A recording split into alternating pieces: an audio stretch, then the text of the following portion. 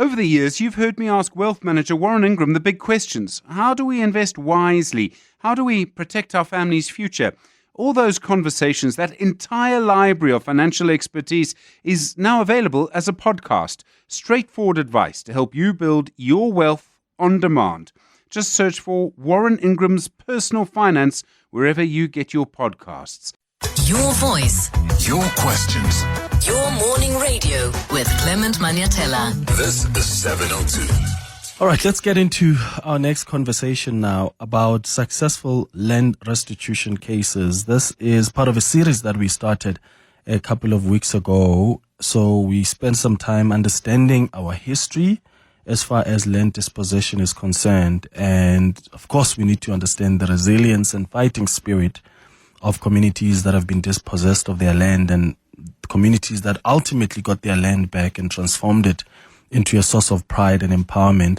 And as I said earlier, I know often we criticize government for the slow land restitution program, but that doesn't mean there are no pockets of success. So today we're talking about the Matsamo Communal Property Association.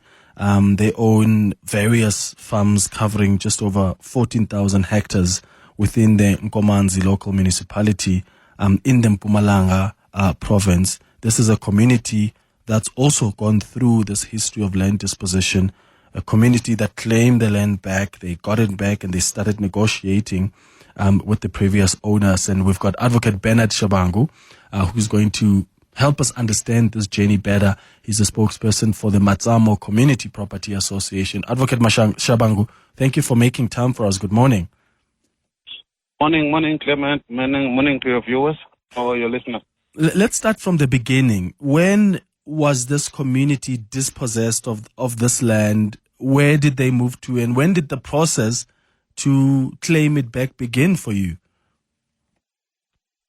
Well, thank you very much, Clement. Well, the land dispossessions began in earnest mostly around the 50s to the 60s at the height of the apartheid period, even though there were dispossessions that took place before 1948, but the community of Matsamo saw the biggest dispossessions happening from the 50s right up to the 70s.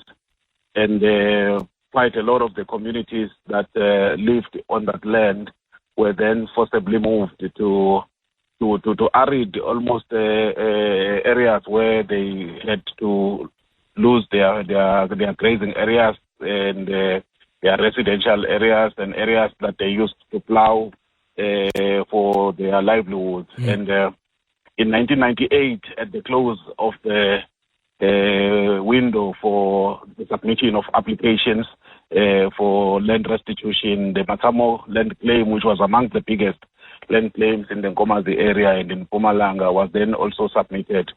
From 1998 until just around 2010, 2011, back and forths have been happening between the department, former land owners, and so on, resulting in the transfers of the land parcels that we have now received. The Matsamo Communal Property Association itself was officially launched in 2007, and it has been engaging with the former land owners, also through the facilitation of the rural development, to come up with functional models that then have resulted in us being able to continue to make those farms productive. Because what we've also observed is that without support from government, but also partnerships with the private sector, it can become difficult at times for communities to make a success of the restitution project. Yeah. So you took then this decision to negotiate, as you say, with the former owners of that land. Why did you take that positioning, and how has it assisted the land that you have claimed to now? Because, I mean, at the time, I mean, when you are, claiming your land back, government would normally offer the previous owners like some amount of money. Like, I don't know if there was a willing buyer, willing seller policy at the time, but did government then pay the previous owners who could then leave the farm and give it the land back to you? What was the agreement at the time, and why did you specifically choose to sit down on the table with the former owners?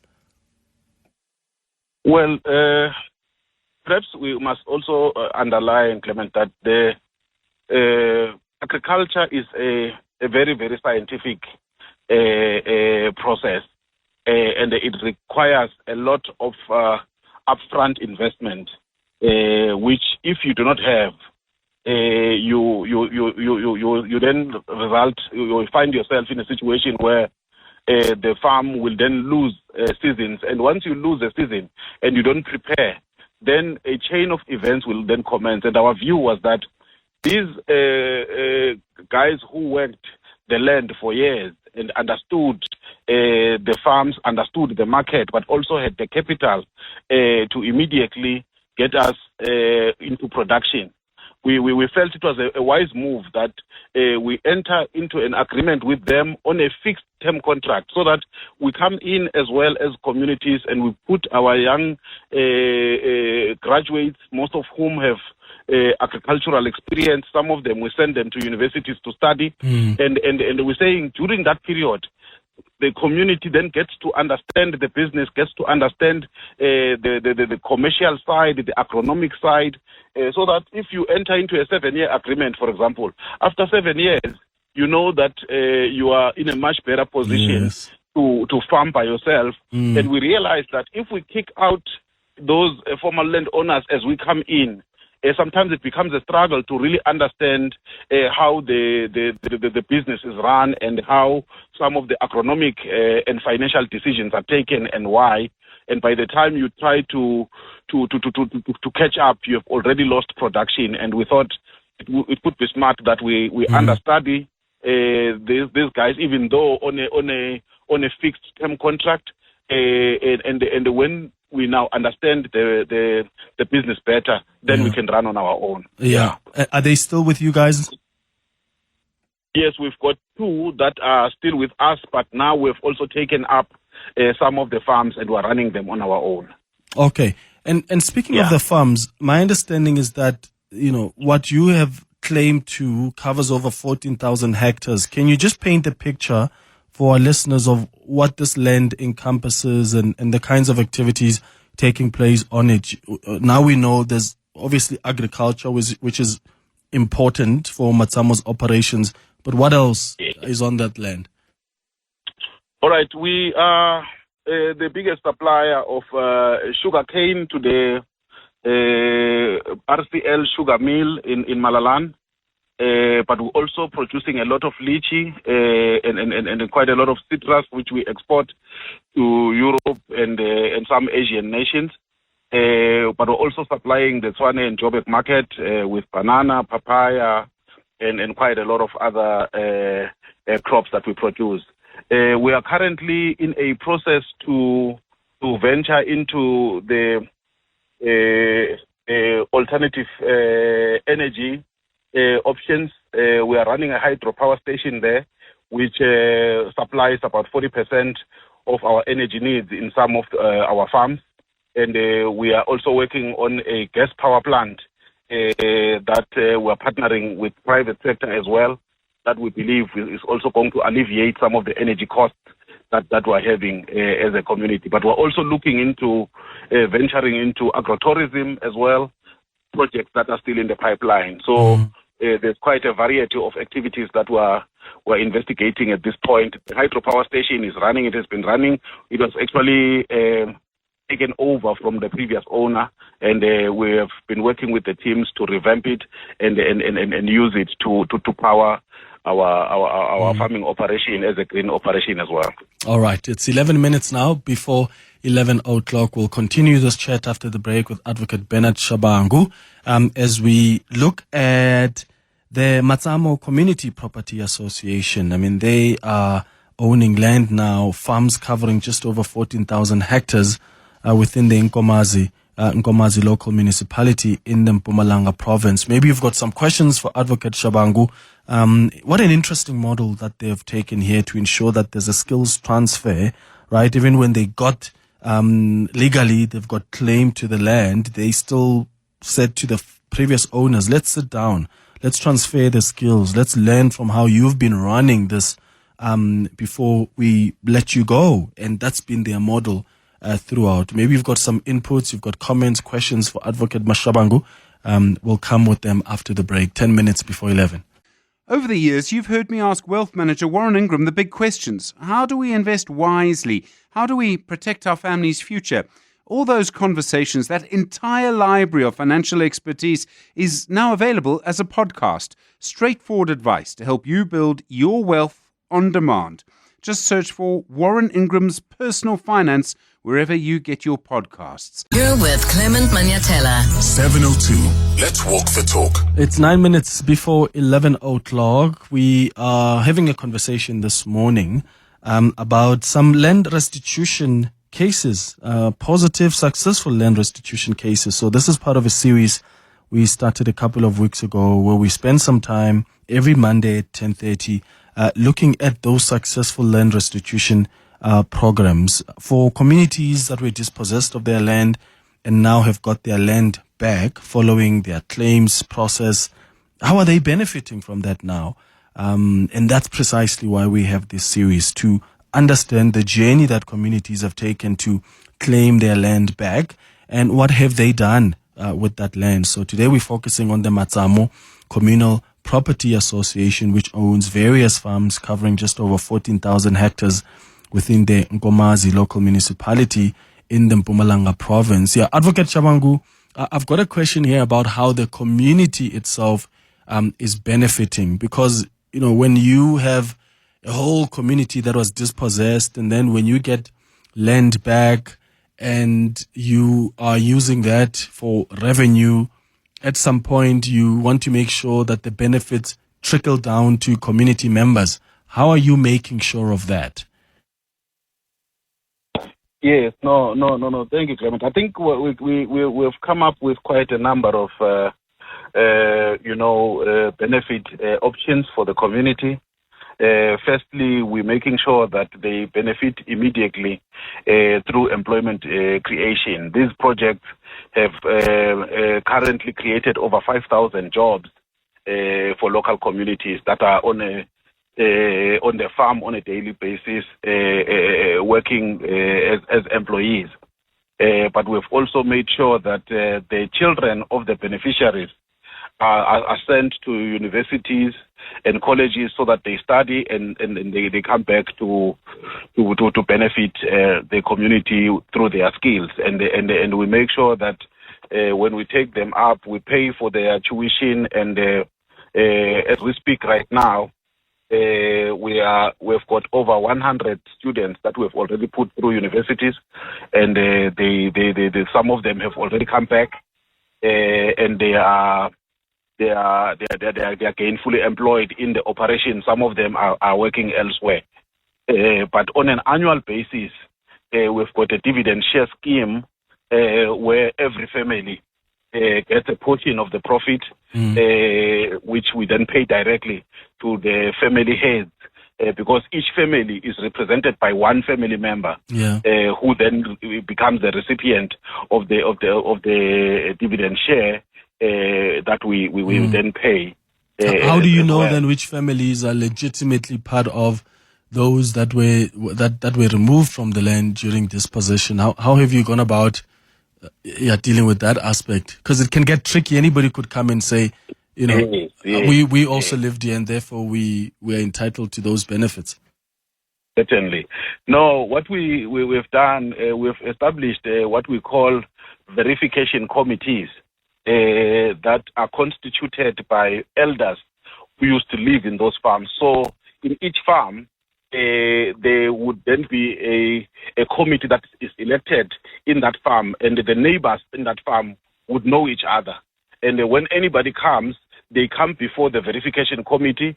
The verification committee is supported by an appointed PSP who then assists in making sure that every person who claims to have lived in that farm is verified and confirmed by the neighbors that lived there. And they say, well, we know that family, they lived with us. So we've worked through that process, and it has really assisted us in a way. Because nobody can just come and say, we lived here and nobody knows them. You would need the committee, which is usually comprised of quite elders who lived there. Some of them were headmen and they knew each other in that particular environment. So how many jobs would you say you have created through CPA's initiatives so far, since it's taken over the land? Yes, currently we've got over 5,000 that are in the different farming operations, but also during picking season, the number goes quite high because we then get seasonal workers to come in as pickers and packers of the citrus in the main. But we also have contracted work, and I forgot to mention that beneficiary-owned companies are also appointed to deliver services, whether it's cane cutting, whether it's loading, and so on. And they benefit. They also employ their own employees as community contractors that are on the space. But we also have a fully fledged CPA office, which currently employs about 11 permanent staff members that are also coming from the community. So we're just trying to make sure that in terms of the benefit that goes to the community, it trickles down at the various levels of the operation. So Matsamo is often cited as a model for land reform success. What advice would you give to other communities out there, or land restitution projects trying to follow almost a similar path? I mean, some people have been waiting now for also decades to get their land back. The process is still through the courts. It can take a long time. Any advice for those that are still pushing to claim they get their land back? Well, personally, I would say maybe talking through the Matsamo experience, it's true that the process can be tedious. But we're saying it does not, for as long as your claim was filed in line with the process, we must just keep making the follow-ups, but also making sure that the people that are elected to lead the project are people with the necessary, even though it may not be land reform experience, but there must be people who are having the literacy levels that are necessary to assist them really to pursue these projects, because it gets complicated sometimes, and in some communities you find that the entire leadership is constituted by people maybe with limited kind of exposure to engagements, especially when you're negotiating these deals that are negotiated with the former landowners. If your team is not constituted by people with a bit of knowledge in corporate, at times it gets tricky. We were also fortunate to be supported by a law firm that was then appointed by the CPA on a full-time basis using a retainer system to make sure that in our engagements, our lawyers are always with us, and they make sure that we don't get a short end of the stick. Absolutely. Advocate Bernard Shabangu, thank you so much for speaking to us, and well done on successfully being involved in a project like this one that ultimately benefits the very community that was dispossessed initially. I mean, the fact that they're sending children to school, bursaries, there are over like thousands of jobs that have been created. I mean, that's great to know that the community that was dispossessed of their land back in the day, their children's and children's children are going to benefit from having this land back. And that's why land reform is so important. Travel isn't just about destinations. It's about the people you meet, the cultures you immerse yourself in, the stories you carry home.